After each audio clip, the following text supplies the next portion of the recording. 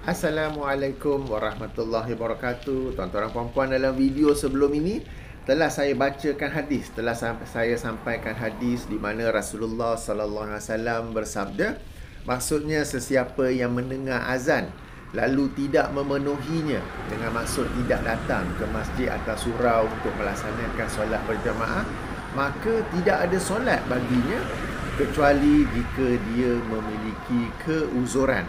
Sekarang ini, apakah keuzuran yang dimaksudkan itu dalam hukum syarak, yang di mana seseorang itu diberi kelonggaran untuk tidak hadir solat berjamaah apabila dia mendengar panggilan azan. Okey. Yang pertama ialah cuaca buruk.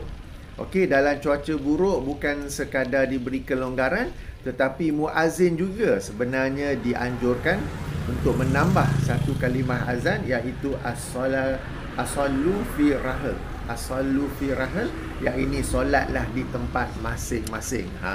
Yang ini ni payah sikit, kalau buat di Malaysia terus kena tuduh Wahabi.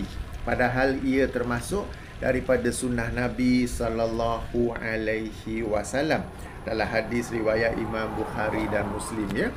Okey, jadi cuaca buruk, baik hujan ataupun cuaca dingin ataupun cuaca salji. Malaysia ni salji tak adalah. Cuaca panas macam mana pula? Sebab bila cuaca buruk ni, ia adalah cuaca yang kita kata betul-betul buruk. Be honest to yourself. Sebab kalau nak kata cuaca panas tak nak pergi solat jemaah, kat Malaysia ni memang sentiasa panas kan? Macam mana tu? Okey.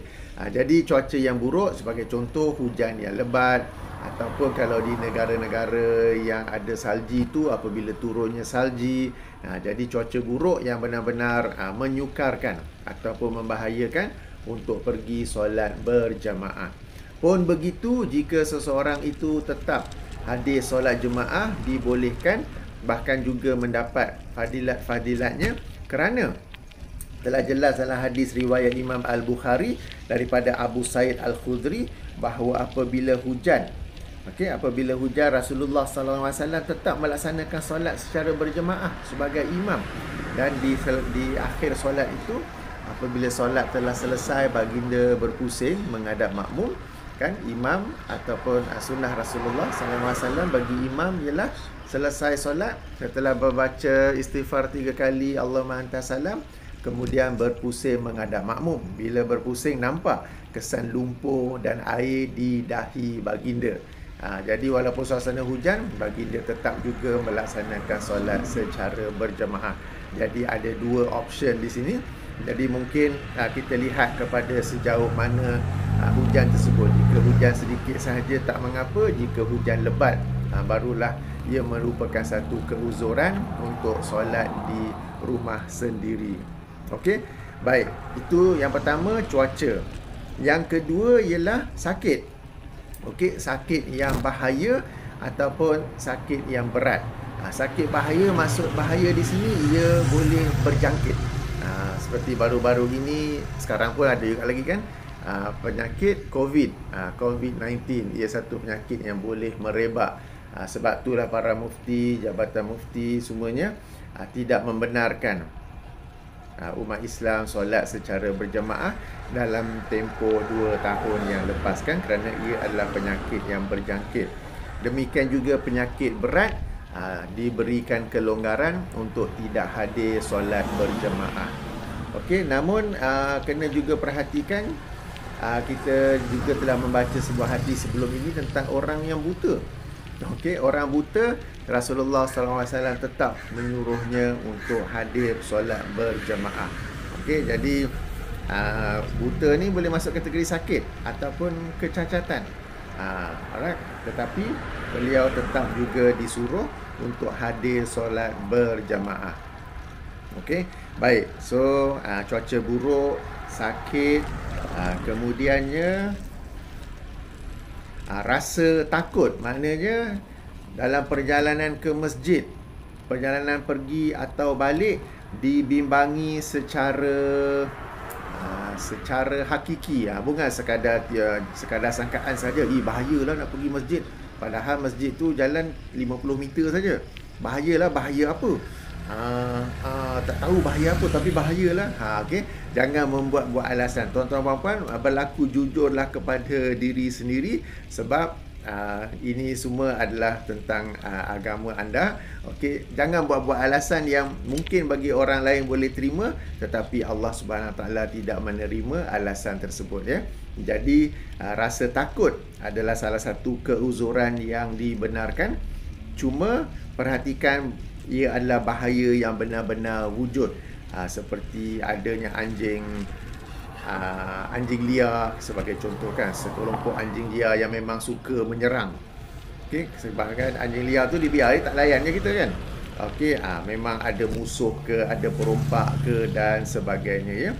Okey, keuzuran yang lain ini macam pelik sikit. Yang ini makanan telah pun dihidangkan. Okey, kerana Ibnu Umar berkata Rasulullah sallallahu alaihi wasallam bersabda, jika makan malam salah seorang dari kalian telah dihidangkan, kemudian solat diiqamatkan, maka mulailah makan malam dan jangan terburu-buru hingga menyelesaikannya.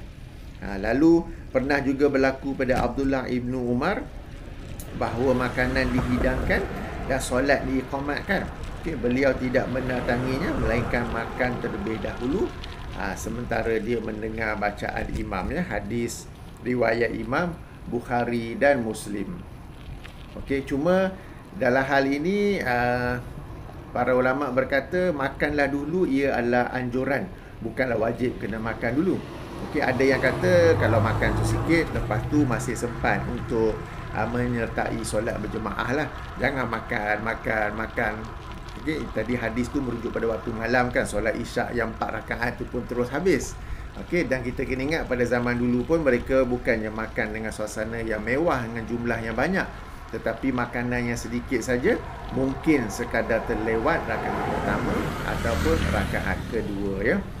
Okey, dan keuzuran yang lain ialah menahan atau dalam suasana terpaksa hendak buang air kecil, buang air besar. Jika buang air kecil mungkin sekejap saja, lepas tu boleh datang ke masjid atau surau solat berjemaah. Cuma buang air besar kadang-kadang tempohnya memang lama, maka dia diberi keuzuran untuk tidak memenuhi panggilan azan kerana terpaksa buang air besar. Okey, memang dah nak terlepas sangat dah tu. Okey. Dan yang seterusnya ialah makan bawang putih. Okey.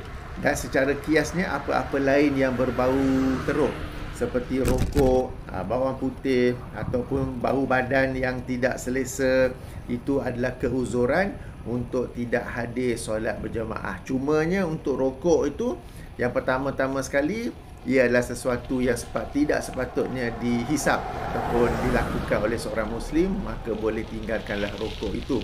Bawang putih itu pun kalau dah makan, gosok gigi lah. Lepas tu boleh saja hadir. Okey. Baik, jadi demikianlah beberapa keuzuran yang dibenarkan oleh hukum syarak. Baik, subhanakallahumma wa bihamdika asyhadu an la ilaha illa anta astaghfiruka wa atubu ilaika. Assalamualaikum warahmatullahi wabarakatuh.